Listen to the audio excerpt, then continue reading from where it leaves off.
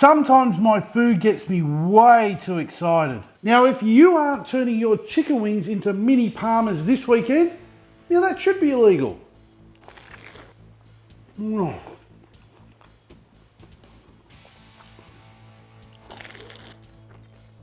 Let's get into it. Today, we're gonna make chicken parma wings. Cooking time for this recipe will be 35 minutes. Or for those of you who like to use my beer timer, you're looking at a 2-beer cook. Cheers. If you rush now, you can still like this video for free. To make this recipe, we're gonna need some wings. That meant a trip down to Gippsland Premium Meats to go and see Mick. And I grabbed 1.5 kilograms of chicken wing flats, purely because no one wants drummies, or do they? Argue amongst yourselves in the comments on what is best, flats or drummies. Let's get ready to rumble! All we need to do is dry them off on both sides with some paper towel in a consensual manner. The reason for drying off chicken wings before we cook them is because I said so. Oh, and because it's science. We need to make up some coating for the chicken parma wings. First up is the flour coating. So into a bowl, add 1 cup of plain flour and 1 tablespoon of your favourite chicken rub. Today I'm using Cluck and Oink mix from Two Full Collective. This is a Cluck and Oink mix from Two Full Collective.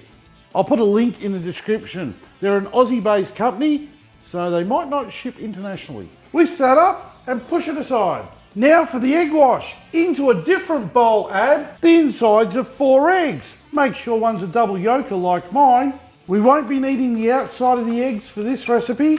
Just whisk these up and push aside.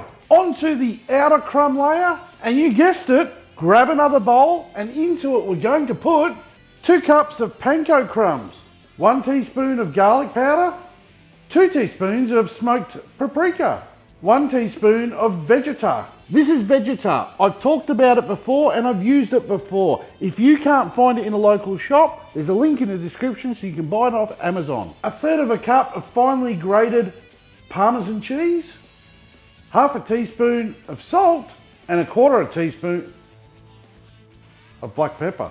Whisk this up and push it aside. By sharing this video, you're doing your good deed for the day. Time to coat our wings. Now, don't start throwing wings everywhere. There's a process to this. So, watch and learn. Add all of the wings to the flour and toss around and make sure that they all get covered. Then shake off the excess flour and pop them into a tray. Now using tongs, add 3 wings to the egg wash and you're just going to turn them over to make sure they are fully covered. Then allow the egg wash to drain off. Then place them one at a time into the panko crumb mix. Cover with more panko crumbs and add pressure to help the crumbs stick to the wing.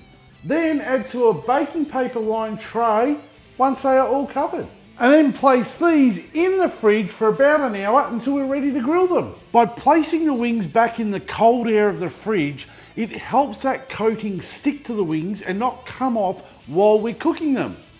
Look, trust me, it's science. Today I'm using a 57cm Weber kettle and I'm pairing it up with a kettle cone because I want to be cooking indirectly with a high heat of 240 degrees Celsius today. It's easy enough to set up. You just place the kettle cone in the middle of the charcoal grate and then 3/4 fill a chimney starter with unlit briquettes. Light them up. Once they're fully ashed over, dump them into the kettle cone.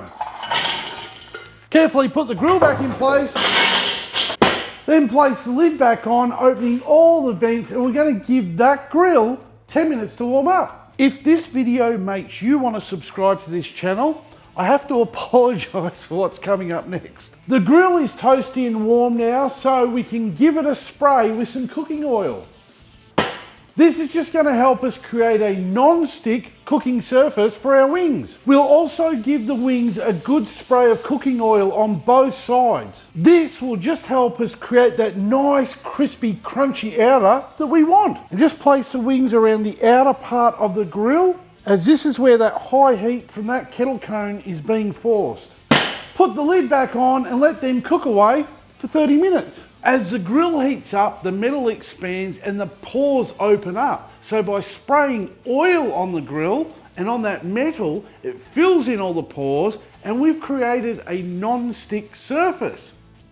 Look, just trust me, it's science. If you didn't know, the Weber lid vent creates a hotspot. As the cold oxygen is sucked in through the bowl vents up and around our fuel, it is then forced back out that lid vent. So to ensure an even cook, I recommend turning the lid a third of the way every 10 minutes during the cook. Comment below and tell me this recipe should be called a chicken parmi wings, if you like talking like a baby. We are 30 minutes into the cook. The wings are reading 74 degrees Celsius internally. How do I know that? I use an instant read thermometer to check.